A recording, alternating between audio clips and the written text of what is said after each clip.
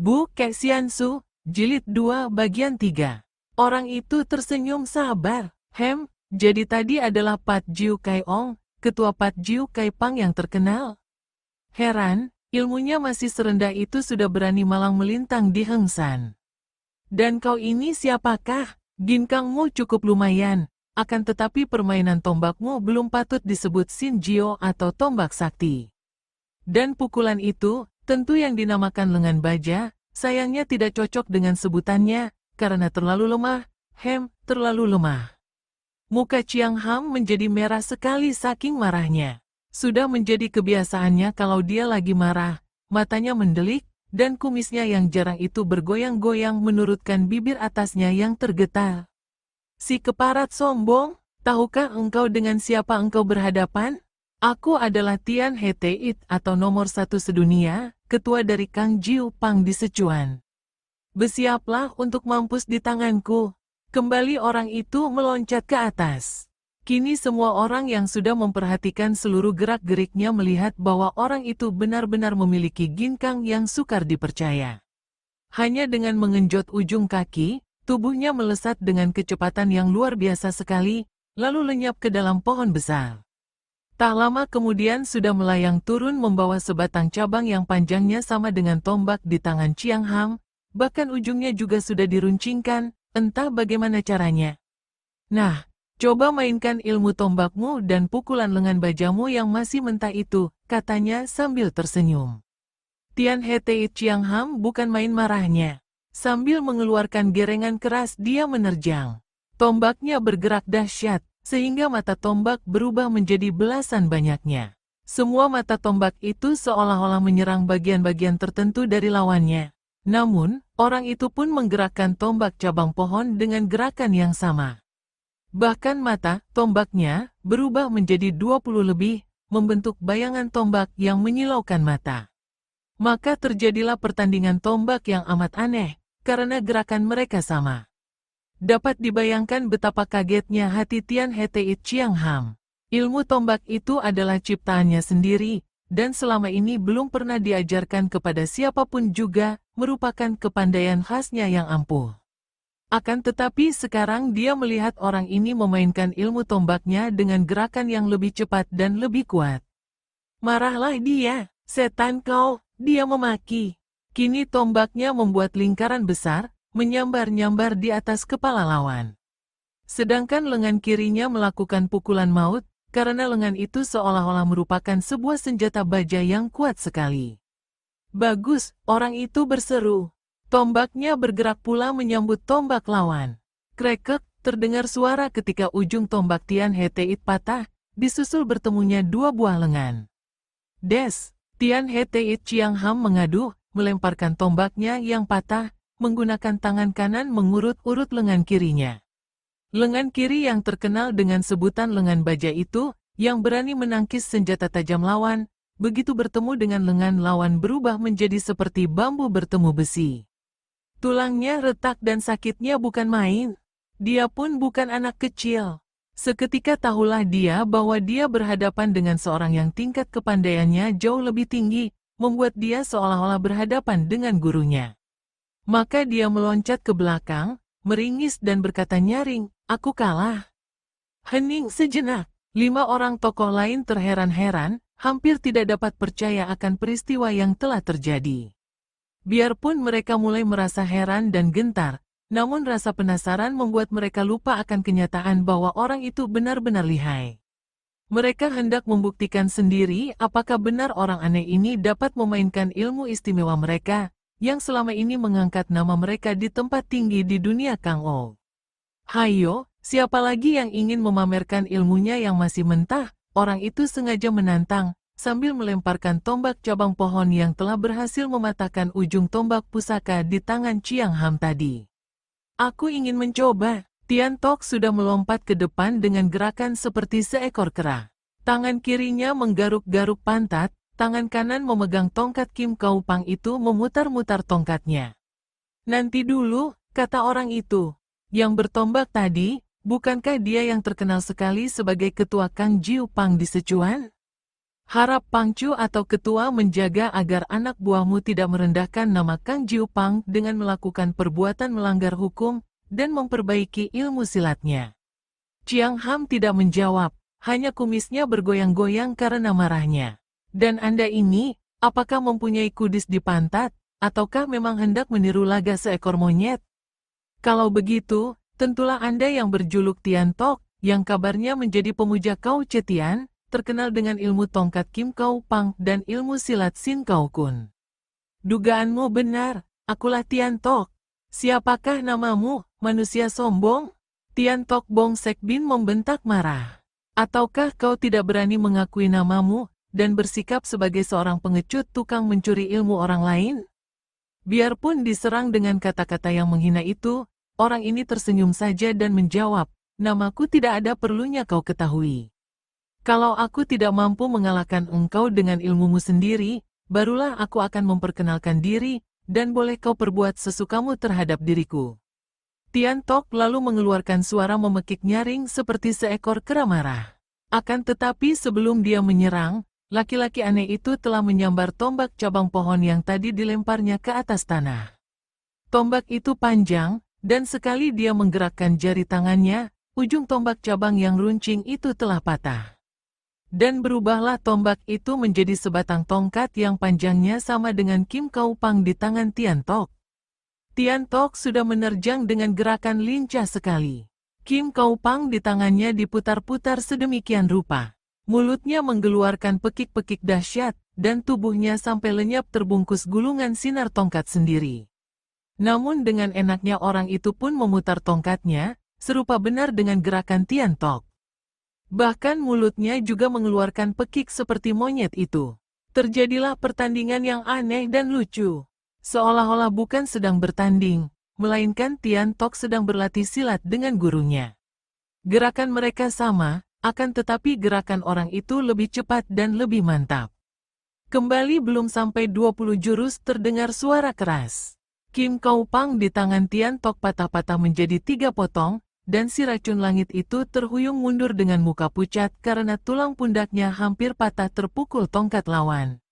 Melihat betapa bekas suhengnya kalah, Titok marah sekali. Siang Kiam di punggungnya telah dicabutnya, dan tanpa banyak cakap lagi dia telah meloncat maju. Keluarkan senjatamu, manusia licik. Akulah Titok, hayo lawan Siang Kiamku ini kalau kau memang gagah. Orang itu menjura, aha. Kiranya Titok Siang Koan Ho yang terkenal. Kulihat tadi ilmu pedangmu adalah pecahan dari Hui Leong Kiam Sut, dan kau pandai pula menggunakan ilmu silat Pek Lui Kun. Akan tetapi seperti yang lain, gerakanmu masih mentah. Tak usah banyak cakap, lawanlah ilmuku, bentak Titok dengan marah, dan dia sudah menerjang maju. Laki-laki itu mematahkan tongkatnya menjadi 2 potong tongkat yang sama dengan pedang-pedang di kedua tangan Titok.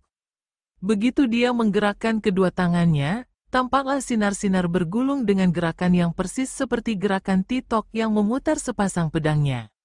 Kembali terjadi pertandingan yang hebat, seru dan aneh. Berkali-kali terdengar suara nyaring bertemunya pedang dengan tongkat. Namun anehnya, tongkat dari cabang pohon itu sama sekali tidak dapat terbabat putus. Bahkan kedua tangan Titok selalu terasa panas dan perih setiap kali pedangnya bertemu tongkat. Dengan teliti Titok memperhatikan gerakan orang, dan dia terkejut. Memang benar bahwa orang itu mainkan jurus-jurus ilmu pedangnya. Dan bukan hanya mainkan jurus ilmu pedangnya, bahkan telah mendesaknya dengan tekanan yang hebat karena orang itu jauh lebih lincah dan lebih kuat daripada dia. Lewat 15 jurus Titok berseru, aku mengaku kalah. Dia meloncat mundur, menyimpan pedangnya, dan mengangkat tangan menjura ke arah orang itu sambil berkata, harap kau menerima penghormatanku dengan Pek Lui Kun.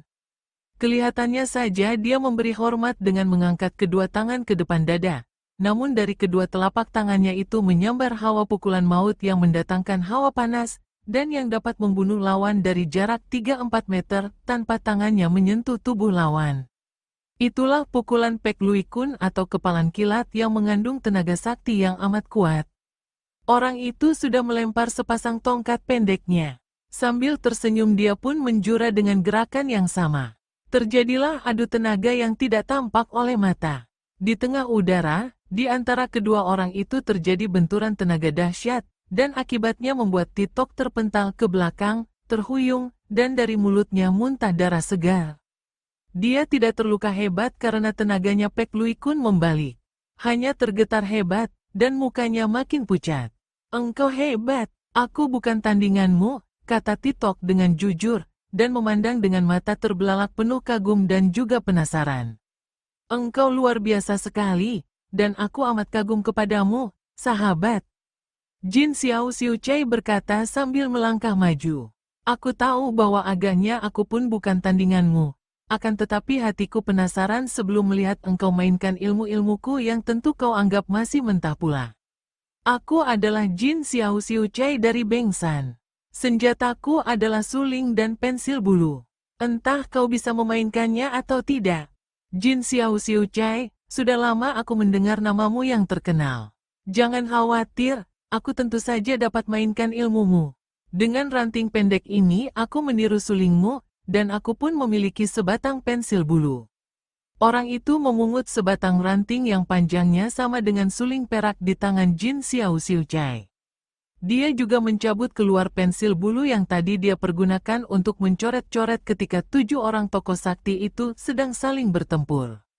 Akan tetapi kalau pensil bulu di tangan Jin Xiao Xiu Chai adalah pensil yang dibuat khas, bukan hanya untuk menulis akan tetapi juga dipergunakan sebagai senjata sehingga gagangnya terbuat dari baja tulen, pensil di tangan orang itu hanyalah sebatang pensil biasa saja. Berkerut alis Jin Xiao Xiu Chai. Orang itu dianggapnya terlalu memandang rendah kepadanya.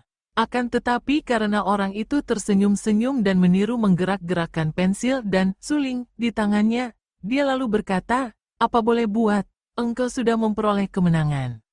Kalau kau kalah, orang akan menyalahkan aku yang menggunakan senjata lebih kuat. Kalau aku yang kalah, engkau akan menjadi makin terkenal. Sungguh pun kami belum tahu siapa kau. Nah, mulailah. Xiu Chai ini cerdik, dan dia sengaja menantang agar lawannya bergerak lebih dulu. Akan tetapi orang itu tersenyum, dan sambil menggerakkan kedua senjata istimewa itu berkata, lihat baik-baik, Xiu Chai. Bukankah ini jurus terampuh dari suling dan pensilmu? Kedua tangan orang itu bergerak, dan Jin Xiao Xiu Chai terkejut mengenal jurus-jurus maut dari kedua senjatanya dimainkan oleh orang itu untuk menyerangnya. Tentu saja dia dapat memecahkan jurus ilmunya sendiri dan berhasil menangkis kedua senjata lawan. Akan tetapi seperti juga yang lain tadi, dia merasa betapa kedua lengannya tergetar hebat, tanda bahwa dalam hal sinkang, dia masih kalah jauh. Jin Xiao Xiu Chai merasa penasaran sekali. Puluhan tahun dia bertapa di Bengsan menciptakan ilmu-ilmu silat tinggi yang dirahasiakan, dan belum pernah diajarkan kepada siapapun juga. Bagaimana sekarang telah dicuri oleh orang ini tanpa dia mengetahuinya? Dia melawan mati-matian, mengeluarkan jurus-jurus paling ampuh dari kedua senjatanya. Namun karena kalah tenaga, setiap kali tertangkis dia terhuyung. Seperti juga yang lain, dia tidak mampu bertahan lebih dari 20 jurus. Terdengar suara keras, dan kedua senjatanya itu, suling dan pensil, patah-patah ketika bertemu dengan senjata lawan yang sederhana itu. Dia meloncat ke belakang, menjura dan berkata, kepandaian Tai Hiap atau pendekar besar memang amat hebat. Aku yang bodoh mengaku kalah. Orang itu tersenyum dan memuji, tidak percuma julukan Jin Xiao Xiu Chai, karena memang hebat kepandaianmu. Ucapan itu dengan jelas menunjukkan kekaguman, bukan ejekan. Maka Jin Xiao Xiu Chai menjadi makin kagum dan terheran-heran. Sekarang tiba giliran Pinto untuk kau kalahkan, sahabat yang gagah. Akan tetapi karena sepasang senjata Pinto adalah Hutim dan kipas, yang tentu saja tidak dapat kau tiru, bagaimana kalau kita bertanding dengan tangan kosong? Hendak kulihat apakah kau mampu mengalahkan Pinto dengan ilmu silat tangan kosong Pinto sendiri? Orang itu masih tersenyum, akan tetapi diam-diam ia terkejut. Tak disangkanya Tosu ini amat cerdik. Dia belum pernah melihat Tosu ini mainkan ilmu silat tangan kosong, bagaimana dia akan dapat menirunya? Akan tetapi dengan tenang dia menjawab, tentu saja saya akan melayani kehendak Totiang. Akan tetapi sebelum bertanding, saya harap Totiang tidak keberatan untuk memperkenalkan nama. Si Ancai, Anda licik, sobat. Semua orang hendak dikenal namanya, akan tetapi engkau sendiri menyembunyikan nama. Baiklah, Pinto adalah Lem Hai Seng Jin yang berkepandaian rendah. Kiranya Tocu atau majikan pulau dari Pulau Kura-Kura. Telah lama mendengar nama Totiang, girang hati saya dapat bertemu dan bermain-main sebentar dengan Totiang. Nah, siaplah. Lem Hai Seng Jin sudah memasang kuda-kuda sambil memandang tajam ke arah lawan, karena dia ingin sekali tahu apakah benar lawan ini akan dapat menjatuhkan dia dengan ilmu silatnya sendiri. Diam-diam orang itu memperhatikan dan tersenyum. Dia pun lalu memasang kuda-kuda yang sama, kuda-kuda dari ilmu silat tangan kosong Bian Sin Kun atau tangan kipas sakti, semacam ilmu silat yang berdasarkan sinkang tinggi sekali tingkatnya sehingga telapak tangan menjadi halus seperti kapas, namun mengandung daya pukulan maut yang dahsyat sekali. Hiat, Tosu itu sudah menerjang dengan pukulan mautnya. Tampak olehnya lawannya mengelak cepat dengan gerakan aneh, sama sekali bukan gerakan ilmu silatnya. Akan tetapi betapa kagetnya Tosu itu saat melihat bahwa begitu mengelak, lawan itu dalam detik berikutnya sudah menerjangnya dengan jurus yang sama, jurus yang baru saja dia pergunakan. Maklum akan hebatnya jurus ini, dia pun cepat mengelak untuk memecahkan ilmunya sendiri. Namun harus diakui bahwa elakan orang tadi dengan gerakan aneh jauh lebih cepat, dan bahkan sambil mengelak orang itu dapat balas menyerang. Kembali Lem Hai Seng Jin menyerang dengan jurus lain yang lebih dahsyat. Dan seperti juga tadi, lawannya meloncat, dan tahu-tahu telah membalasnya dengan serangan dari jurus yang sama. Tentu saja dia dapat pula menghindarkan diri, dan makin lama dia menjadi makin penasaran. Dikeluarkan semua ilmu simpanan, jurus-jurus maut dari Bian Sin Kun sampai 8 jurus banyaknya. Semua jurus dapat dihindarkan orang itu, dan tiba-tiba orang itu berseru, Totiang, jagalah serangan ilmu silat Bian Sin Kun. Dengan gencar kini orang itu menyerangnya dengan jurus-jurus yang tadi sudah dikeluarkannya, 8 jurus paling ampuh dari Bian Sin Kun. Karena gerakan orang itu cepat bukan main, Lem Hai Seng Jin sama sekali tidak mendapatkan kesempatan untuk balas menyerang, sehingga dia terancam dan terdesak hebat oleh ilmu silatnya sendiri. Biarpun dia tahu bagaimana untuk memecahkan jurus-jurus serangan dari Bian Sin Kun, namun karena kalah tenaga dan kalah cepat, akhirnya punggungnya kena ditampar dan dia terpelanting. Mukanya pucat, dan dia harus cepat-cepat mengatur pernafasannya agar isi dadanya tidak terluka. Si Ancai, engkau benar-benar seorang manusia ajaib, akhirnya dia berkata sambil bangkit perlahan-lahan. Lepaskan aku, tiba-tiba terdengar seruan halus, dan semua orang menengok ke arah Sintong dan melihat betapa anak ajaib itu telah dipondong oleh lengan kiri Kiam Mo Chai Li. Hei, lepaskan dia, 6 orang kakek sakti maju berbareng. Mundur, Kiam Mo Chai Li membentak dan menempelkan ujung payung pedang di tangan kanan itu ke leher Sin Leong. Mundur kalian, kalau tidak dia akan mati. Melihat ancaman ini, 6 orang itu terpaksa melangkah mundur semua. Laki-laki aneh itu memandang dengan sinar mata berkilat, kemudian dia melangkah maju. Suaranya halus namun penuh wibawa ketika dia berkata, Kiam Mo Chai Li, lepaskan bocah yang tidak berdosa itu. Hai Hik, enak saja kau. Mundur, atau dia akan mampus di ujung payungku. Dia menempelkan ujung payung yang runcing itu ke leher Sin Leong yang tak mampu bergerak dalam pelukan lengan kiri yang kuat itu. Akan tetapi, tidak seperti 6 orang kakek yang lain, laki-laki itu masih tersenyum dan terus melangkah maju, membuat Kiam Mo Chai Li mundur-mundur. Sepatah demi sepatah laki-laki itu kemudian berkata, bocah itu tidak ada hubungan apa-apa dengan aku. Kalau kau bunuh dia, bunuhlah. Akan tetapi demi Tuhan, aku akan menangkapmu, dan akan memberikan tubuhmu kepada beruang es untuk menjadi makanannya. Sambil berkata demikian, laki-laki itu menanggalkan jubah luarnya. Kau, Pangeran Han Tiong, Pangeran Han Tiong, para tokoh Kangou itu berteriak. Pangeran Pulau Es. Kiam Mo Chai Li yang tadinya sudah merasa bahwa bocah ajaib itu tentu dapat dibawanya, menjadi marah sekali. Dia menjerit dengan lengking panjang. Rambutnya menyambar ke depan, ke arah leher Pangeran Han Tiong, dan pedang payungnya juga meluncur dengan serangan yang dahsyat.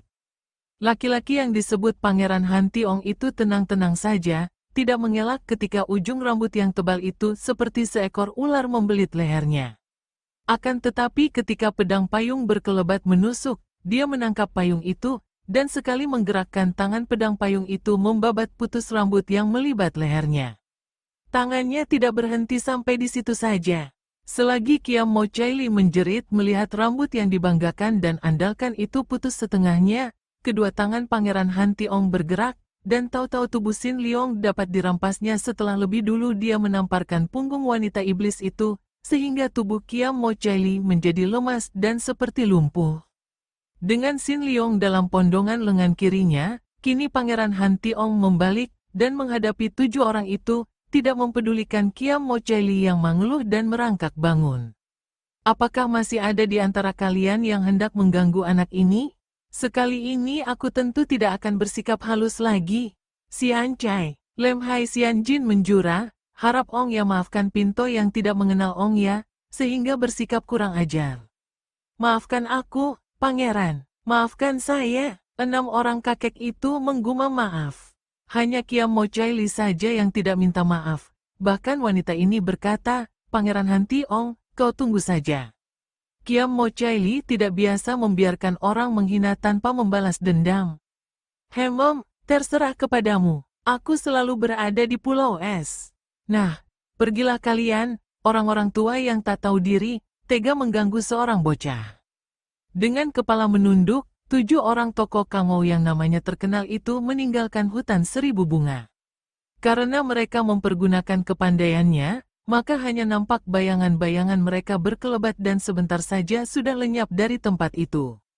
Hemom, berbahaya. Hantiong melepaskan Sin Leong, dan menghela napas panjang sambil memandang bocah itu yang sudah berlutut di depannya.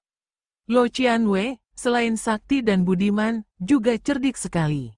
Sin Leong berkata memuji sambil memandang wajah pangeran itu dengan kagum. Hantiong mengerutkan alisnya. Hemom, mengapa kau mengatakan demikian? Terutama apa artinya kau mengatakan aku cerdik? Lo Qianwei mengalahkan mereka, berarti Lo Qianwei sakti sekali. Lo Qianwei mengampuni dan membiarkan mereka lolos, berarti Lo Qianwei budiman. Dan Lo Qianwei tadi mencatat gerakan-gerakan mereka, dan kemudian mengalahkan mereka dengan ilmu mereka sendiri yang sudah Lo Qianwei catat, berarti Lo Qianwei cerdik sekali. Wajah yang gagah itu berubah.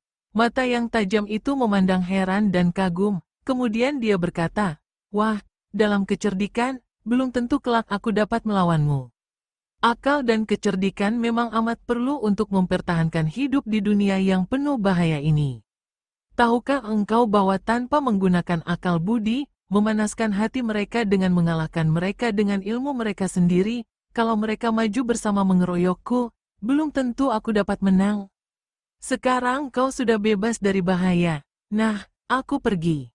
Melihat orang itu membalikkan tubuh dan melangkah pergi dari situ, Sin Leong memandang ke arah mayat 11 orang dusun yang masih menggeletak di situ. Maka dia berseru, Lo Qianwei. Pangeran Hantiong berhenti melangkah dan menoleh.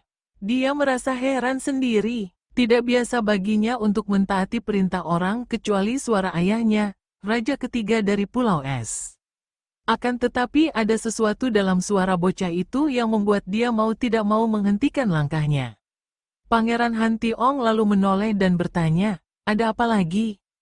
Dengan masih berlutut Sin Leong berkata, Lo Qianwei, sudilah kiranya Lo Qianwei menerima Tecu sebagai murid. Hantiong kini memutar tubuh dan menghampiri anak yang masih berlutut itu. Bocah, siapa namamu? Tecu si Kua bernama Sin Leong. Dengan ringkas Sin Leong lalu menuturkan tentang kematian ayah bundanya, tentang mengapa dia melarikan diri dan bersembunyi di hutan itu, dan tentang rasa ngeri dan muak menyaksikan kekejaman manusia, hingga merasa mendapatkan tempat yang tentram dan damai di tempat itu. Kau ingin menjadi muridku hendak mempelajari apakah? Mempelajari kebijaksanaan yang dimiliki Lo Qianwei, dan tentu saja mempelajari ilmu kesaktian. Kalau kau hanya ingin belajar silat, mengapa tadi kau menolak ketika para tokoh menawarkan kepadamu agar menjadi murid mereka? Mereka itu adalah tokoh-tokoh yang memiliki kesaktian hebat. Namun Tecu masih melihat kekerasan di balik kepandaian mereka. Tecu kagum kepada Lo Qianwei bukan hanya karena ilmu kesaktian, terutama sekali karena sifat welas asih pada diri Lo Qianwei. Tapi kau hendak belajar silat, mau kau pakai untuk apa? Bukankah kau lebih dibutuhkan dan berguna berada di sini bagi penduduk sekitar Zhenghua-san? Maaf Lo Qianwei. Tidak ada seujung rambut pun hati Tecu untuk mempergunakan ilmu kesaktian dalam tindakan kekerasan. Dan tidak tepat pula kalau kepandaian Tecu di sini berguna bagi para penduduk. Buktinya, Tecu hanya bisa mengobati orang sakit, itu pun kalau kebetulan berjodoh. Sedangkan 11 orang ini tertimpa bahaya maut sampai mati tanpa Tecu dapat mencegahnya sama sekali. Andai kata Tecu memiliki kepandaian seperti Lo Qianwei, apakah 11 orang ini akan tewas secara demikian menyedihkan?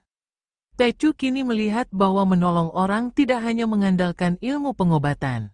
Juga untuk menyelamatkan sesama manusia dari tindasan orang kuat yang jahat, diperlukan kepandaian. Mohon Lo Qianwei sudi memenuhi permintaan Tecu. Aku adalah seorang penghuni Pulau Es. Hidup di sana tidaklah mudah dan enak, tidak seperti di sini. Kau akan mengalami kesukaran, bahkan menderita di tempat yang dingin itu. Kesukaran apapun akan Tecu terima dengan hati rela, karena tiada hasil dapat dicapai tanpa jerih payah, Lo Qianwei. Han Tiong tersenyum, memang dia sudah tertarik sekali melihat bocah yang dijuluki Sintong ini. Bocah ini sama sekali tidak mengkhawatirkan dirinya sendiri, melainkan untuk keselamatan orang lain yang lemah. Selain itu pandang matanya yang tajam dapat melihat bahwa bocah ini memang benar-benar bocah ajaib, memiliki ketajaman otak dan pandangan yang luar biasa. Dan yang paling mengagumkan, bocah ini juga memiliki darah dan tulang bersih, bakatnya malah jauh lebih besar daripada dia sendiri.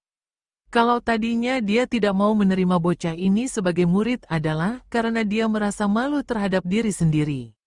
Kalau dia mengambil anak ini sebagai murid, lalu apa bedanya antara dia dengan 7 orang yang dihalaunya pergi tadi? Akan tetapi, memang ada bedanya sekarang setelah Xin Liong sendiri yang mengajukan permohonan agar diterima menjadi muridnya. Kalau memang sudah bulat kehendakmu menjadi muridku, baiklah, Xin Liong. Mari kau ikut bersamaku, akan tetapi jangan menyesal kelak. Hayo, Han Tiong kembali membalikkan tubuhnya dan hendak melangkah pergi. Suhu, nanti dulu. Pangeran itu mengerutkan alisnya. Lagi-lagi dia mendengar pengaruh yang luar biasa di balik suara anak itu yang memaksanya menoleh. Dengan suara kesal dia berkata, mau apa lagi? Maaf, Suhu, Tecu mana bisa meninggalkan 11 buah mayat itu di sini begini saja? Abis, apa maumu? Tecu harus mengubur mereka lebih dulu sebelum pergi. Kalau aku melarangmu, Tecu tidak percaya bahwa Suhu akan sekejam itu. Tecu yakin akan kebaikan budi Suhu. Akan tetapi andai kata Suhu benar melarang Tecu, terpaksa Tecu akan membangkang dan tetap akan mengubur mayat-mayat ini.